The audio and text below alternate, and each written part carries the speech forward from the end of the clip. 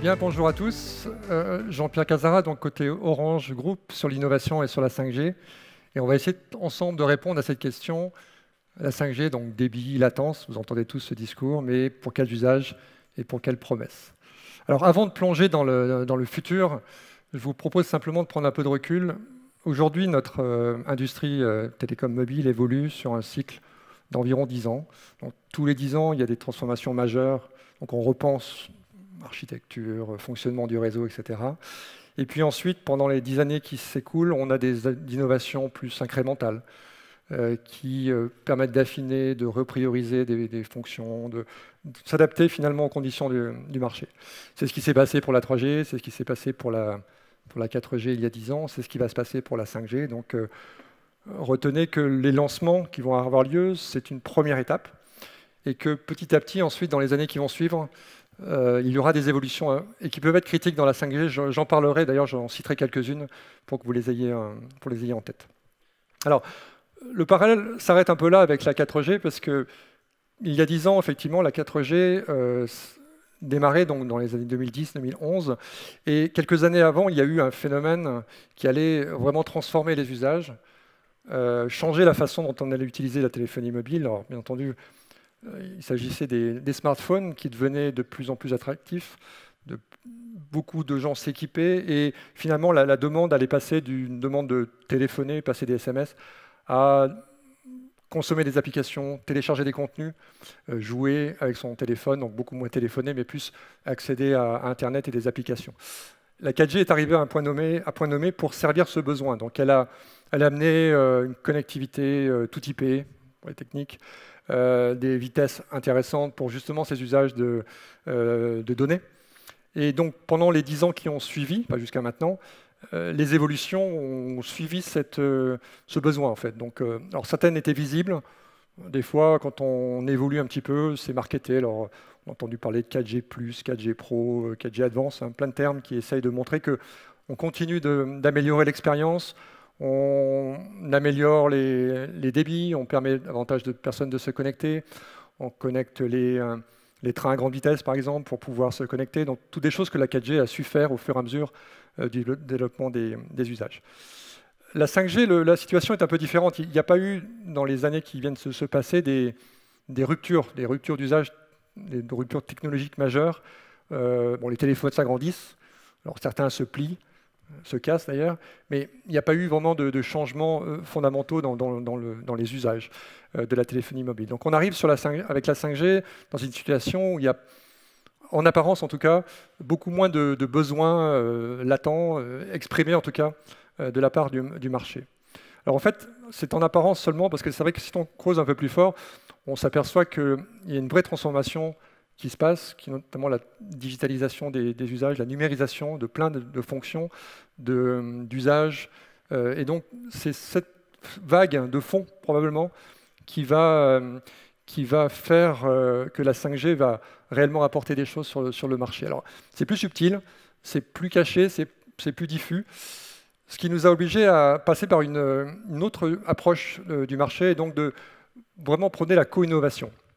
La co-innovation, c'est quoi? C'est vraiment d'inviter nos partenaires, grands et petits d'ailleurs, de travailler avec nous en amont, donc de nous aider à comprendre ce qu'ils pourraient ou voudraient faire avec ces nouvelles évolutions, ces innovations, de les valider entre nous, de voir ce qui fait sens, et très tôt de sortir les technos des laboratoires et de leur mettre à disposition, donc de travailler avec eux concrètement, leur présenter des choses qui sont faites. Donc, ce qui a été fait depuis plusieurs mois. Alors, il y a à peu près 6 semaines, a été annoncé les premiers projets, les premiers partenariats, les premiers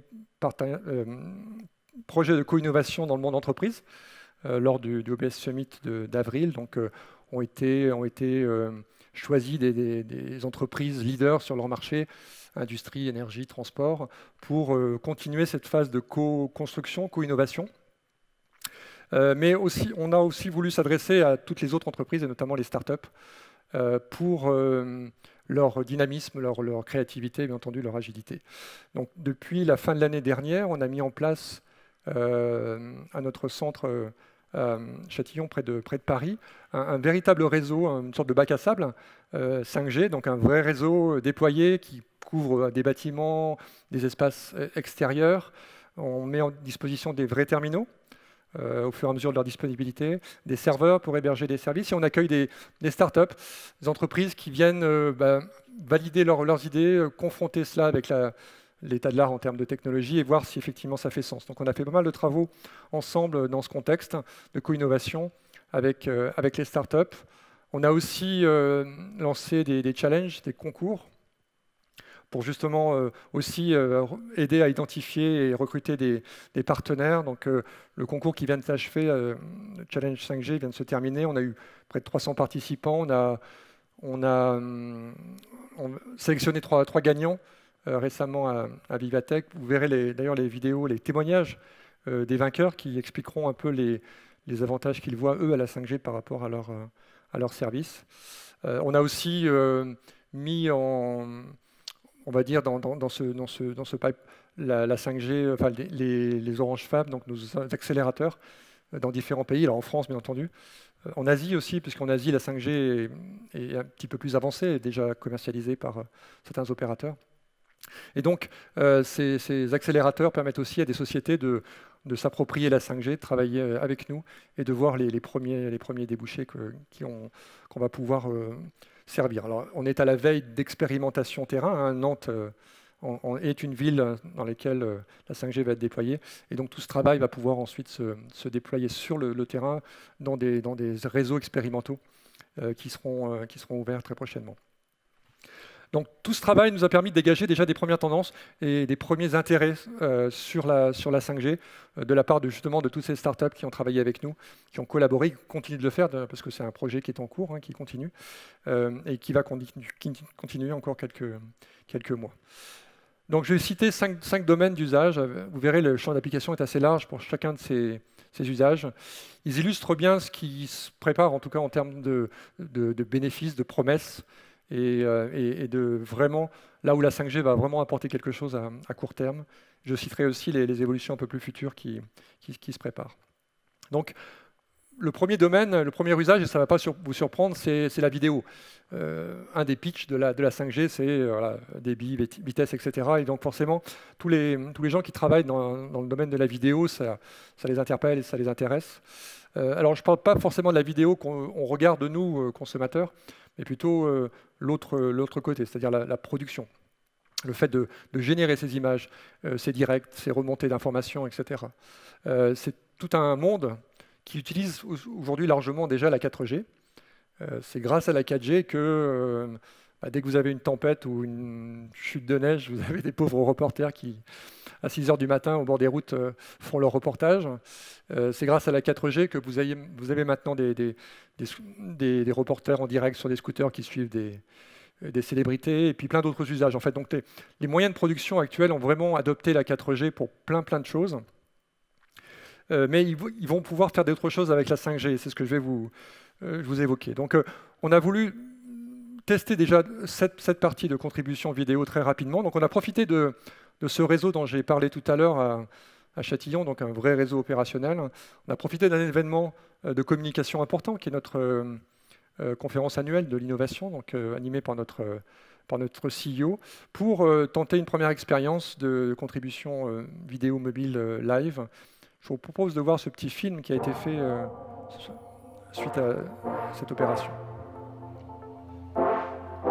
Nous avons installé un véritable réseau 5G ici au cœur d'Orange Gardens, de manière à transformer le campus en véritable centre de test. On parle de très haut débit mobile, c'est-à-dire qu'on a multiplié par 10 le débit par rapport à la 4G.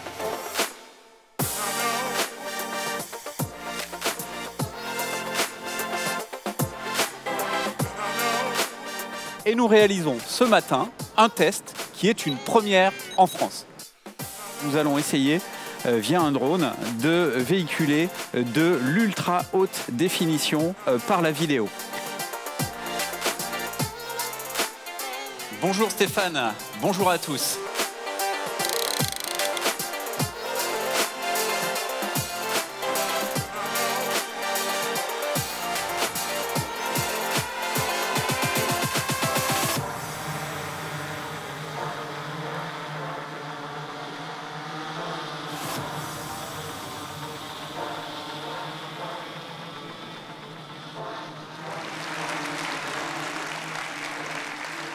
Merci Luc pour cette nouvelle performance. Alors en fait, pour cette minute 30 de live, je ne vous cache pas que ça a été un énorme projet et relativement stressant d'ailleurs pour réaliser cette opération. Alors vous avez vu qu'on voulait donc capter depuis un drone en direct et intervenir. Alors la scène était à la Défense et en transmission directe. Alors le drone est imposant parce qu'à cette époque-là, donc en décembre dernier, on avait encore des terminaux 5G relativement encombrants, lourds. Donc il a fallu avoir vraiment un drone important, donc, ce qui a compliqué un peu les choses. En tout cas, c'était de la 5G, donc le drone évoluait dans un réseau 5G. On était sur la 4K, ultra haute définition, avec un décalage avec le direct minimisé pour justement pouvoir avoir un échange avec le plateau. Et alors 50 mégabits environ de remontée des flux. Et donc, ce qui a permis de montrer ce que la 5G pouvait faire pour un direct de cette nature. Alors, si vous avez la chance de passer à Roland-Garros en ce moment, vous verrez une autre expérience que l'on mène avec notre partenaire France Télévisions.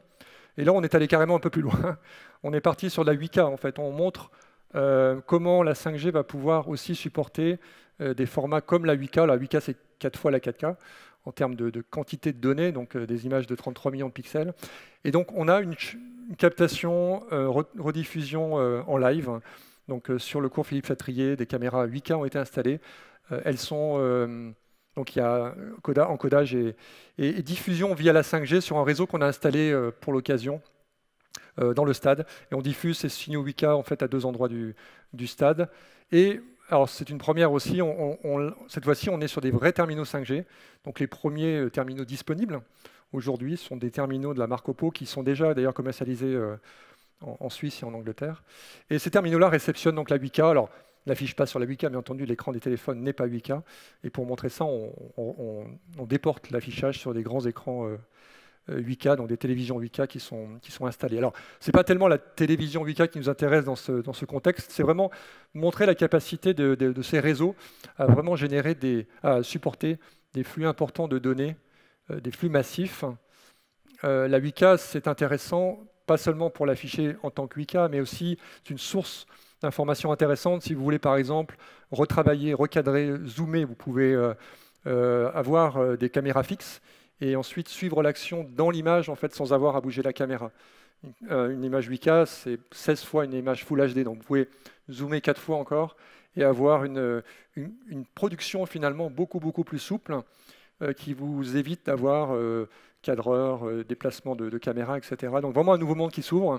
Si vous couplez ça avec le cloud, c'est clair qu'on a des nouveaux moyens maintenant de produire des lives, des directs, couvrir des événements avec sa 4K. Donc là, la 5G, l'apport, ça va être les débits, on l'a dit, donc monter en débit pour avoir des images de plus en plus riches qui vont simplifier finalement le travail de production et de captation. Ça va être aussi en partie la latence, on parlait des latences réduites, mais attention au piège de dire, voilà, on réduit la latence, du coup l'image va être en direct. Ce n'est pas vraiment vrai parce qu'aujourd'hui, une bonne partie du décalage entre l'image et la restitution, c'est plutôt l'encodage, le décodage, etc. Alors certes, le réseau va aider à réduire, mais on aura quand même du décalage intrinsèquement, plus l'image sera importante. Mais par contre, le dernier élément alors qu'on va vraiment apporter dans ces métiers de captation, ça va être la différenciation, en fait, la sécurisation des flux. Le plus gros stress quand on fait ce genre de manipulation, et les équipes TV qui le font actuellement pour les directs, c'est de ne pas avoir la bande passante nécessaire ou d'avoir beaucoup de gens autour qui, par exemple, font du YouTube et Facebook et qui finalement saturent le réseau là où vous êtes. Et du coup, ce qui va être important dans la 5G, ce qui va être natif, ce qui est inscrit dans la 5G, c'est de pouvoir différencier les flux, c'est-à-dire protéger certains flux parce qu'on estime qu'ils sont prioritaires ou qu'ils nécessitent une qualité particulière versus d'autres flux. Donc c'est vraiment cette partie de différenciation qui va être importante, bien entendu avec les débits et la latence. Ces usages-là sont bien adaptés au monde des médias, mais aussi, et je dirais, il y aura beaucoup d'usages de cette vidéo en direct pour des tas d'autres besoins. Je vais vous montrer l'exemple, par exemple, de la société Takeaway, qui est un de nos gagnants de notre concours 5G récemment. Leur utilisation, c'est de pouvoir développer des lunettes connectées qui permettent de streamer finalement une vue d'un intervenant sur un site, de pouvoir le streamer à un agent à distance et de se faire guider. On va écouter l'interview du CTO de cette société. Eh bien bonjour, je suis Brice, cofondateur de Tikeway, et donc j'ai le plaisir d'avoir participé au concours Orange Challenge 5G et d'être finaliste, d'être même 3e. Merci beaucoup à toutes les équipes d'Orange. Chez Tikeway, on a créé une solution d'assistance technique pour les industriels. L'idée, c'est quand un technicien est sur le terrain qu'il a une difficulté, plutôt que d'appeler et de galérer au téléphone avec son expert, et bien là, il a une solution optimale pour travailler dans de bonnes conditions grâce à nos solutions. Donc on a développé des lunettes caméras connectées qui vont permettre de travailler main libre, qui vont permettre à l'expert de se téléporter dans la vue du technicien, voir ce qu'il voit et l'assister. Nos cas d'usage, ça va être l'assistance technique, le SAV et la formation. Aujourd'hui, on a clairement besoin de la 5G pour avoir des débits plus importants, meilleure qualité vidéo, moins de latence et on aimerait beaucoup collaborer avec Orange, donc il y a plein de choses à faire. À très vite. Orange. Voilà, donc, deuxième usage, ce sont les contenus immersifs, autrement dit la réalité virtuelle. Donc, vous connaissez bien, il y a même des démonstrations ici qui l'illustrent. Quel est le lien entre la 5G et cette VR? Il y en a un qui est immédiat, c'est de se dire que peut-être on va pouvoir faire évoluer cet usage vers plus de streaming. Donc, c'est-à-dire qu'on va pouvoir déporter une partie du traitement qui est fait aujourd'hui dans ces casques, dans ces dispositifs de réalité virtuelle dans le réseau, puisque la 5G va rapprocher finalement le cloud de nos clients, et deux bénéfices. Un, réduire les coûts finalement des équipements, donc on va pouvoir avoir certainement des terminaux de moins en moins chers, et d'autre part d'augmenter la qualité également, et de permettre des usages en direct, en immersion et direct. Donc c'est des choses qui ont déjà été testées de nombreuses fois, c'est-à-dire de faire participer des gens à des événements sportifs, à des spectacles, leur donner des places privilégiées, donc en les équipant de casques. Donc on l'a fait récemment en janvier lors d'un concert privé, où on a montré comment ces événements pouvaient être réécrits pour faire participer des gens à distance. Donc les gens, en l'occurrence, étaient dans des agences Orange lors de ce concert. Et donc toutes ces choses-là vont pouvoir se développer en lien avec la 5G. Alors aujourd'hui, les casques, on arrive à les alimenter avec des captations 4K suffisantes. Alors les nouveaux casques qui viennent d'arriver, notamment l'Oculus Quest, est une meilleure définition d'image. Donc ça permet d'imaginer d'avoir des sources d'images bien meilleures, par exemple la 8K, et donc on revient à l'expérience de France Télévisions que nous menons actuellement Roland Garros. C'est aussi pour ça que nous la faisons, pour montrer comment on va pouvoir capter en direct de la 8K et de l'encoder et de la streamer, puisque dans le cadre d'un casque VR, bien entendu, vous ne voyez qu'une partie de l'image. Donc si l'image sphérique est 8K, la partie que vous voyez sera bien meilleure par rapport à la 4K. Par contre, pour aller au-delà, et on pense qu'on va aller au-delà, parce que même avec les casques actuels, il y a encore des phénomènes de pixelisation. On n'est pas encore dans une immersion totale. Vous êtes tellement près de l'écran que vous voyez les pixels. Donc les casques vont continuer d'évoluer. Et on pense qu'on va devoir continuer à augmenter la captation, la source. Alors après, on ne pourra plus streamer. On est déjà à des débits importants. Je ne l'ai pas dit, mais dans le cadre de Roland Garros, par exemple, le streaming en 8K nous prend entre 80 et 100 mégas, donc ce qui est relativement conséquent, même pour la 5G. Donc pour aller au-delà, il y a une limite. On ne va pas pouvoir aller bien au-delà par client. Donc ce qu'on regarde avec beaucoup de startups également, c'est comment optimiser finalement le streaming de ces contenus immersifs pour passer à un modèle où on ne stream plus que la partie que l'on regarde.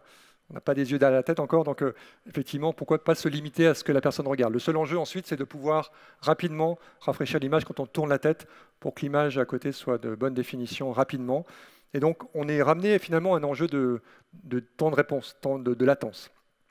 Là aussi, la 5G apporte des solutions. Donc, vous voyez qu'on va retomber sur des sujets qu'on saura traiter avec la 5G, augmentation des débits, réduction de la latence, et probablement aussi de devoir stocker ces contenus plus près de nos utilisateurs, un peu comme on fait des caches pour la vidéo, pour la télé, donc aller dans une démarche de cache dans le réseau pour rapprocher ces contenus.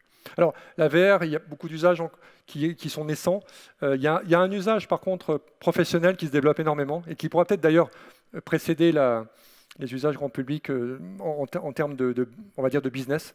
Dans le domaine professionnel, il y a un secteur, par exemple, qui est la formation. Donc les casques permettent des mises en situation pour de la formation, beaucoup moins cher que d'autres moyens, avec un formateur en direct qui peut vous piloter, vous coacher, vous indiquer quoi faire, avoir son feedback, son retour. Et donc c'est tout ce chantier de la VR monde professionnel qui va peut-être s'ouvrir et qui va être stimulé, on va dire, par la 5G. Je vais accélérer un petit peu parce que je crois que le temps tourne. Donc le troisième, bon, sans surprise, c'est le gaming. Dès que les débits sur les réseaux étaient suffisants, la musique est devenue téléchargeable, plus streamable. Il s'est passé le même phénomène avec la vidéo. Hein, dès que les liaisons à la maison étaient suffisantes, ce marché est passé dans un mode de streaming. Bah, il va probablement se passer la même chose pour le jeu. Mais là, ce n'est pas qu'une question de débit, ça va être une question aussi de temps de réponse, parce que effectivement, l'expérience du jeu, elle est très liée au temps de réponse sur les mobiles. Donc, c'est des sujets sur lesquels la 5G va aussi apporter beaucoup de choses. Pour ceux qui étaient à l'inauguration de notre réseau expérimental à Lille, il y a un mois, on a montré une première expérience avec Shadow, vous savez, la start-up qui fait des PC de gamers en réseau. On l'a mis sur des mobiles 5G, sur un vrai réseau 5G aussi, et les temps de réponse étaient excellents pour vraiment envisager de pouvoir jouer à des jeux, même les AAA, sur son téléphone, comme sur un PC de gamer à la maison. C'était relativement concluant. Mais il y a tout le streaming du jeu va aussi apporter, mais je ne vous apprends rien, plein de nouveaux formes de jeux, notamment des jeux en direct, des jeux massivement multijoueurs, de pouvoir aussi jouer avec comme terrain de jeu la ville. Hein, donc les jeux AR, vous avez tous connu Pokémon Go. Wizard Unite arrive là, cette année avec bien meilleurs graphiques, un gameplay complètement revisité, donc des choses spectaculaires. Ça va marcher en 4G, c'est clair, mais avec cet éditeur en particulier, on regarde comment anticiper ce qu'ils veulent faire, c'est-à-dire permettre à beaucoup de gens à un endroit de collaborer. Alors, en l'occurrence, il s'agit de jeter des sorts à des animaux fantastiques. Hein, c'est l'univers d'Harry Potter qui va servir de contexte à ce jeu. Voilà, donc avec la 5G, ils vont pouvoir commencer à y réfléchir à des contenus diffusés en direct à certains endroits et de faire participer des dizaines, des centaines, voire des milliers de personnes à des endroits. Et donc, voilà, ça nous promet des belles choses sur les places et jardins. Mais c'est clair que c'est un secteur qui va vraiment profiter des évolutions 5G. Hop. Désolé, je reprends mes notes. Voilà, le dernier usage, enfin l'avant-dernier, pardon, sont les robots autonomes. Pour en parler, je vais passer la parole à un des fondateurs d'une société qui aussi est un des vainqueurs de notre challenge, TwinsWheel. Ils font des robots, alors aussi pour l'industrie, pour porter des charges lourdes, etc., mais qui peuvent être utilisés notamment pour le grand public qui va en parler. Bonjour, je suis Vincent Talon de TwinsWheel. Chez TwinsWheel, on développe des droïdes de logistique, c'est des petits robots qui transportent des charges lourdes à la place des gens, qui viennent seconder les personnes. Ces robots sont aujourd'hui déployés dans l'industrie, comme les usines, les entrepôts, mais aussi dans les hôpitaux, les centres commerciaux, les aéroports et les gares. Et on est en train de les mettre dans la ville pour vous livrer tous vos colis, faire de la livraison du dernier kilomètre, aussi bien en produits frais qu'en produits secs. Et clairement, ces petits véhicules, c'est des robots autonomes, c'est des véhicules autonomes. On a besoin de la 5G pour pouvoir les piloter à distance, les contrôler à distance, les superviser, pour éviter tout risque de collision, pour éviter tout problème avec ces robots. La 5G nous permet aussi de manager des flottes entières de robots dans les entrepôts, mais aussi dans les villes. Grâce à la 5G d'Orange, on peut tester toutes ces nouvelles applications de pilotage de robots, de sécurité sur les robots, en termes de aussi bien la latence qu'en termes de bande passante sécurisée, de taille de bande passante, pour pouvoir remonter toutes ces informations et rendre nos robots sécuritaires. Orange. Alors, il l'a dit, en fait, les robots autonomes, a priori, on pense qu'ils sont autonomes, donc ils n'ont pas besoin de réseau, finalement, pour se déplacer. Alors, ceux-ci, ce n'est pas l'image de TwinsWheel, ils sont un peu différents. Effectivement, ils savent facilement suivre des personnes en toute autonomie. Ils savent revenir dès lors qu'ils ont cartographié correctement leur itinéraire.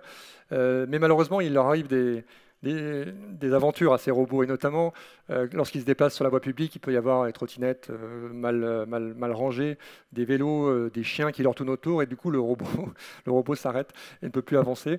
Et c'est là que finalement le besoin de connexion rapide intervient, puisque ce qui se passe, c'est que le robot appelle à l'aide. Donc l'IA embarquée appelle un humain qui se trouve quelque part sur Internet et qui va prendre la main, et on va lui activer donc des caméras pour lui montrer la situation autour du robot et permettre à la personne à distance de le piloter et le remettre dans le droit chemin. Donc clairement, il y a un besoin de pilotage à distance, alors le moins souvent possible, parce qu'effectivement, c'est pas très rentable de mettre un chauffeur derrière un pilote derrière chaque robot. En tout cas, le moins souvent possible, mais il s'avère que souvent, ce genre de situation intervient. Il y a besoin donc de supervision, notamment lorsque ces choses-là vont se promener sur la voie publique. Vraiment supervision en temps réel, pour pouvoir les monitorer, savoir où ils sont, quel état ils sont, etc. Donc ça aussi, c'est des choses qui vont nécessiter un traitement différencié dans nos réseaux pour que ces services-là sécuritaires soient sécurisés et soient toujours disponibles lorsque ces choses se passent. Accessoirement, ces robots-là aussi accumulent des données pour les analyser et donc refaire travailler leur modèle autonome. Et donc ces données peuvent être relativement facilement chargées. Et puis ensuite, les modèles mis à jour. Donc la 5G permettra aussi ce genre de choses. Voilà, dernier sujet, et je pense que dans les 3 minutes qui me restent, je vais y arriver, c'est l'IA. Alors c'est le croisement de l'IA et la 5G. C'est un vaste sujet, mais qui est vraiment très intéressant, parce qu'il montre comment les réseaux du futur, ces réseaux du futur, vont pouvoir apporter des nouvelles promesses pour les développeurs notamment. Je regroupe dans ce contexte tout ce qui est analyse de données sur le terrain, donc des capteurs, des vidéos, qui permettent d'interpréter des situations et d'améliorer la situation. On va prendre l'exemple d'un troisième vainqueur du challenge. Bonjour, je suis Raphaël Garçon-Breton, je suis directeur technique de la startup 442. Nous, on a été créé au départ pour protéger les personnes et optimiser les processus sur les chantiers du BTP, mais aussi les sites industriels. On est parti d'un constat simple, c'est qu'un ouvrier sur 10 était blessé chaque année, et plus inacceptable, un ouvrier sur 200 décédé au cours de sa carrière. Et l'autre constat, donc ça c'est le constat de sécurité, l'autre constat c'est celui de la productivité. 25% du coût d'un chantier est perdu sur le terrain tous les jours à refaire le travail de la veille. Donc il y a vraiment un gâchis directement sur le terrain. Et donc pour ça, on a une solution qui repose sur 3 piliers. Le premier, c'est le déploiement d'IoT qui va collecter des données, principalement de géolocalisation, et qu'on va envoyer en temps réel dans le cloud, sur notre plateforme, pour envoyer des alertes sur le terrain et avertir des dangers et de l'évolution du chantier. Et le troisième pilier, c'est justement le cloud avec la maquette numérique qui est le jumeau numérique du chantier, qui permet de suivre en temps réel l'évolution de l'état de son chantier, de ces indicateurs clés, mais aussi de revoir les incidents qui ont pu se jouer. Et les enjeux de la 5G pour nous, ils sont multiples. Aujourd'hui, ils nous permettraient d'éviter de déployer un serveur sur site qui permettrait de faire le calcul des alertes temps réel, de nous déplacer, donc on a un vrai gain de scalabilité de notre côté, et puis en même temps un gain de réactivité. Avec la 5G, on pourrait toucher des zones plus reculées et puis aussi avoir des alertes en temps réel plus réactives. Et donc ça a évidemment aussi un autre gain pour nos clients, c'est le gain du coût évidemment, puisqu'on ne se déplace plus. Et ils auraient aujourd'hui des objets plug and play connectés à déployer directement sur le chantier sans intervention de notre part, juste avec une notice d'utilisation. Orange. Voilà, donc comme ça a été dit, finalement la 5G va permettre à ces acteurs qui, alors ici c'est le cas du chantier qui est supervisé, suivi, interprété par capteurs, caméras, bracelets, etc., d'être traités en temps réel par des applications que vous mettez dans le cloud, d'IA, que vous aurez entraîné au préalable, et de pouvoir avoir des réponses immédiates. Pour certains flux, il s'agira de les mettre en haute priorité, notamment pour la sécurité des personnes. Ils ont l'exemple dans leur domaine de grues en déplacement où ils interprètent le mouvement, ils anticipent les personnes qui pourraient se trouver sur ce cheminement. Et puis d'autres qui sont moins importantes, qui peuvent être simplement du suivi, de l'analytique, de traitement de données qui seront peut-être traitées plus tard. Donc on va avoir aussi cette problématique de gérer différents flux avec différentes qualités de service. Voilà, j'ai fait le tour de ces 5 domaines d'usage, il y en a bien d'autres, bien entendu. 2 messages pour terminer. D'une part, Nantes, vous le savez, est un terrain d'expérimentation pour Orange, comme quelques autres villes en France. Donc ça va être pour vous, pour l'occasion de toucher du doigt cette nouvelle technologie avant tout le monde, de pouvoir vous y associer. Nos collègues côté ici dans la région reviendront vers vous, je pense, à la rentrée, avec des informations sur le dispositif plus précis des pilotes qui vont démarrer et la façon dont vous pourriez être associés. Et quant à moi, si vous voulez continuer la conversation, on pourra le faire sur le stand Orange juste après cette conférence. Et dernière chose, merci de votre attention.